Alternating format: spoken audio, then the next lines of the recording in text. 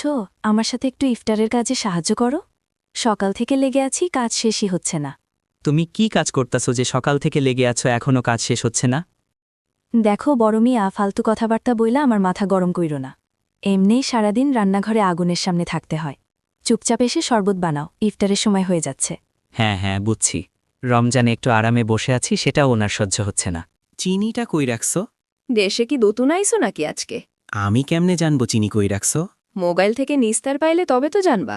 আচ্ছা আচ্ছা, গরম হইও না, এখন বলো চিনি কই। ওই তাকের ভেতর দেখে আছে।